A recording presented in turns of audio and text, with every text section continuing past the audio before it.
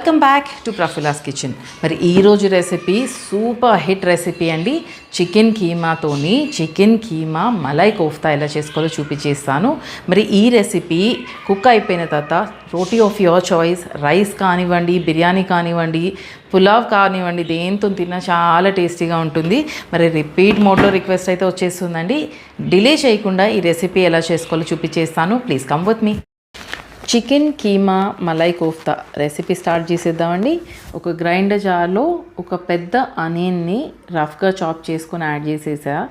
ఆ తర్వాత ఒక ఫిష్ ఫుల్ ఆఫ్ కొత్తిమీర అండి, వాష్ చేసుకొని కాడలు ఉన్నా పర్వాలేదు, యాడ్ చేసేసా. ఒక half spoon of ginger garlic paste, ఒక చిన్న స్పూన్తోని ఉప్పు, తర్వాత ఇంకొక మేబీ 1-2 టేబుల్ స్పూన్తోని చిల్లీ ఫ్లేక్స్ అండి, ఒక పచ్చిమిర్చి హాఫ్ చేసి వేసాను, ఒక spoon of jeera dhania powder, ఒక హాఫ్ స్పూన్ ఆఫ్ పసుపు. ఇవన్నీ చక్కగా కోర్స్గా అయితే నేను గ్రైండ్ చేసేసుకున్నాను అండి. మరీ ఫైన్ చాప్ అవసరం లేదు, కోర్స్గా గ్రైండ్ చేసి పెట్టేసుకున్నా. దీనిలోకి చికెన్ థైస్ కానీ చికెన్ బ్రెస్ట్ అయినా పర్వాలేదండి, అది యాడ్ చేసి గ్రైండ్ చేయాలి. నేనైతే చికెన్ తెప్పించేసానండి, కాకపోతే అందుకని ఒక క్విక్ మిక్స్ ఇచ్చేసా ఇవన్నీ కలిసేలాగా. దానిలోకి ఒక బ్రెడ్ స్లైస్ యాడ్ చేస్తున్నాను. గోయింగ్ ఫార్వర్డ్ అంటే మీకు ఆ మాయిస్ట్ అంతా వెళ్ళిపోయి బైండింగ్ సరిపోలేదంటే బ్రెడ్ క్రమ్స్ యాడ్ చేసుకోవచ్చండి. ఇప్పుడైతే ఒక 1 బ్రెడ్ స్లైస్ యాడ్ చేసేస్తున్నాను. ఇది కూడా గ్రైండ్ చేసేసాక ఈ మిక్స్చర్ అంతటిని ఒక బౌల్లోకి తీసుకొని దాన్ని క్లింగ్ ర్యాప్తో కానీ లేదంటే ఒక టైట్ సీల్ ఉన్న బాక్స్లో కానీ తీసుకొని అట్లీస్ట్ ఒక హాఫ్ అన్ అవర్ అయితే ఫ్రీజర్లో ఉంచండి. అది కొద్దిగా గట్టిగా అవి మనకి కోఫ్తాస్ చేసుకోవడానికి ఈజీ అవుతుంది. సో నేనైతే ఒక హాఫ్ అన్ అవర్ ఫ్రీజర్లో ఉంచేసానండి ఈ మిక్స్చర్ని. ఈ హాఫ్ అన్ అవర్ అయిపోయిన తర్వాత ఫ్రీజర్ నుంచి అయితే బయటకు తీసి ఇప్పుడు వీటితోని మనం కోఫ్తా చేసుకోవాలండి. చేతికి కొంచెం గ్రీజ్ ఆయిల్ అయినా ఘీ అయినా పర్వాలేదు అప్లై చేసుకొని మీకు ఏ సైజులో కావాలో కోఫ్తాస్ ఆ సైజులో అయితే చేసేసుకోండి. Round is usually how we make it, అంటే రౌండ్గా చేస్తాము. ఇదోండి నేనైతే ఈ సైజు కొద్దిగా పెద్ద సైజులోనే చేస్తున్నానండి. రౌండ్ బాల్స్ లాగా చేసుకొని వీటన్నిటిని నీట్గా అరేంజ్ చేసేసుకొని ఫస్ట్ థింగ్స్ ఫస్ట్, తర్వాత మళ్ళీ ఒక 15 మినిట్స్ అయితే ఫ్రీజర్లో ఉంచాలండి. ఇందాక చెప్పినట్టుగా గట్టిగా అవుతాయి మనకి. కోఫ్తాస్ ఫ్రై చేసుకోవడానికి చాలా ఈజీగా క్విక్గా అయిపోతాయండి. మనం ఇంకెక్కువ పెద్దగా స్ట్రగుల్ చేసే అవసరం పడదు. సో వీటన్నిటిని ఫస్ట్ నీట్గా అయితే నేను కోఫ్తాస్ చేసేసుకున్నాను. నాకు కావాల్సిన సైజులో ఫ్రీజర్లో అయితే పెట్టేశానండి. మళ్ళీ ఒక 15-20 మినిట్స్ కోసము. నెక్స్ట్ స్టెప్ అయితే ఒక కడాయిలో 2-3 table spoons of oil add చేశాను. దానిలోకి ఒక క్యూబ్ ఆఫ్ బటర్ కూడా అండి. బటర్ అలోన్ అయితే మాడిపోతుంది, సో అందుకని దానికి కొంచెం సపోర్ట్గా ఆయిల్ కూడా యాడ్ చేశాను. బటర్తోని ఎనీ డిష్ అయితే చాలా ఫ్లేవర్ఫుల్గా వస్తుందండి. That's my personal opinion. మరి ఇది కొద్దిగా వేడైన తర్వాత దీనిలో ఒక బే లీఫ్ యాడ్ చేశాను. దీనిలో కొద్దిగా మనం స్పైసెస్ యాడ్ చేసుకోవాలి. ఒక బే లీఫ్ యాడ్ చేశాను. ఒక 4 లాంగ్ అండి క్లోవ్స్ యాడ్ చేశాను. తర్వాత దీనిలోకి మన యాలకులు 2 యాలకులు అయితే యాడ్ చేశాను. మంచి ఫ్లేవర్ వస్తుందండి యాలకులతోని. ఇవి కొద్దిగా ఫ్రై అయ్యాయి అనిపించిన తర్వాత ఇంకొక పెద్ద ఆనియన్ని మళ్ళీ ఒకసారి రఫ్గా చాప్ చేసుకొని యాడ్ చేసేసి ఒక చిన్న సినమన్ స్టిక్ అయితే యాడ్ చేశానండి. కొంచెం చిన్నగా అయితే సరిపోతుంది. సినమన్ స్టిక్ యాడ్ చేశాను. తర్వాత దీనిలోకి ఒక fish full of sunflower seeds, ఒక ఫిష్ ఫుల్ ఆఫ్ జీడిపప్పు యాడ్ చేసా. కావాలంటే మీకు బాదం పప్పు కూడా యాడ్ చేయండి, దాంతో కూడా మంచి టేస్ట్ అయితే వస్తుంది. సో ఇవన్నీ చక్కగా ఫ్రై అవ్వాలండి. దీంతో మనకి గ్రేవీ బేస్ ఫామ్ అవుతుంది. సో ఇవన్నీ నేను చక్కగా ఫ్రై అయిన తర్వాత దీనిలోకి ఒక 3-4 టమాటోస్ రఫ్గా చాప్ చేసుకొని టమాటోస్ కూడా యాడ్ చేసేసాను. కుక్ అవ్వాలండి.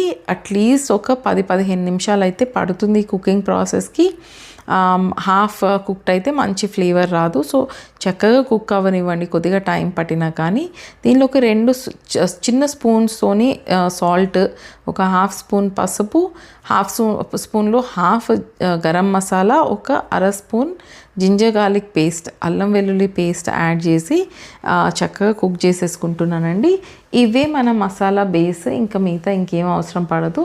సో మూత పెట్టేసి ఇందాక చెప్పినట్టుగా ఒక 10-15 నిమిషాలు కుక్ అవ్వనివ్వండి. మధ్య మధ్యలో చూసుకోండి, మరి అడుగంటిపోయి మాడిపోకుండా ఉండేలాగా చక్కగా దాన్ని మిక్స్ చేస్తూ ఫ్లిప్ చేస్తూ కుక్ అవ్వనివ్వండి. మనకి కర్రీస్కి ఎలా చేసుకుంటామో కుకింగ్ అంత కుకింగ్ అయితే పడుతుందండి. ఇది మనం గ్రైండ్ చేసి మళ్ళీ ఇంకొక 5-10 మినిట్స్ కుక్ చేస్తాము. సో మరి ఈ మిక్చర్ కుక్ అయిపోయి చల్లారిన తర్వాత ఒక గ్రైండర్ జార్లోకి తీసుకొని దీన్ని చాలా సిల్కీ స్మూత్ టెక్స్చర్ వచ్చే వరకు దాన్ని గ్రైండ్ చేసి పేస్ట్ లాగా చేసేసుకోండి.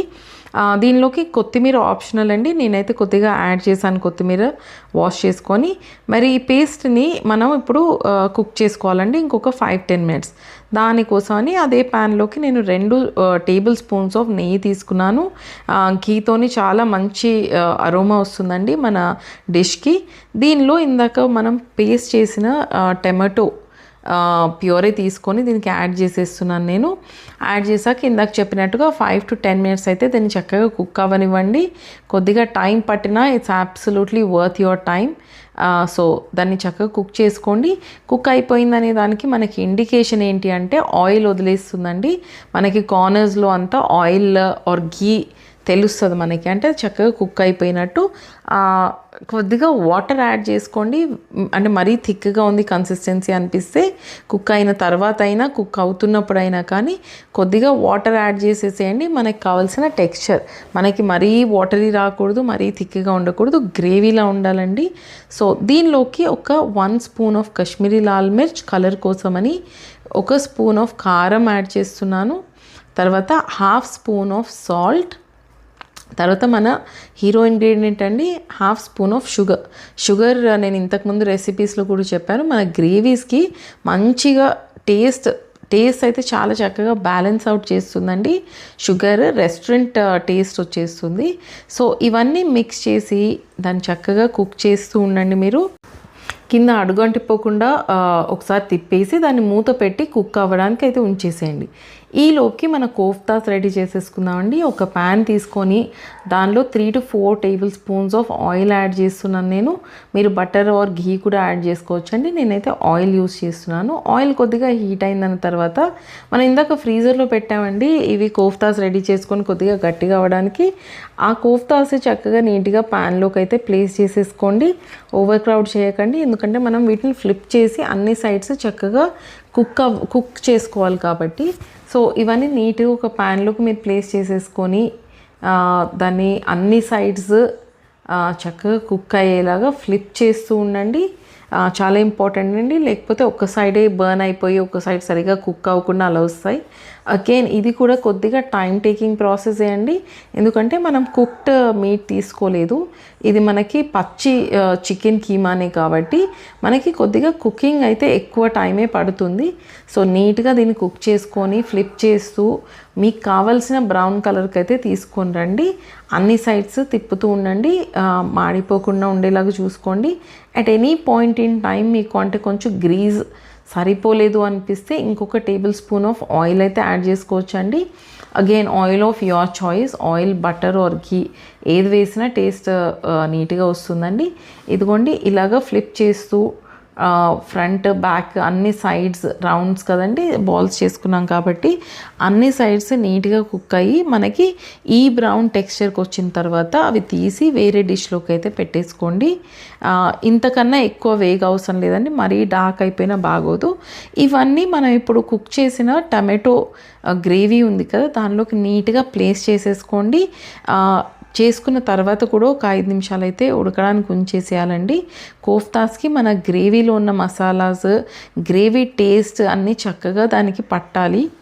సో ఇవన్నీ నీట్గా ప్లేస్ చేసేసుకొని ఒకసారి క్విక్గా తిప్పండి. మొత్తం అంతా అవి డిప్ అయిపోయేలాగా ఒకసారి వాటంతే గ్రేవీలో మిక్స్ చేసేసేయండి.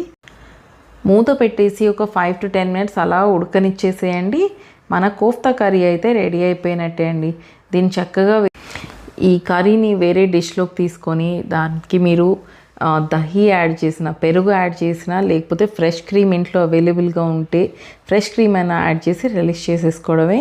మరి నా నెక్స్ట్ రెసిపీలో కలుస్తానండి. Signing off Prafulla's kitchen.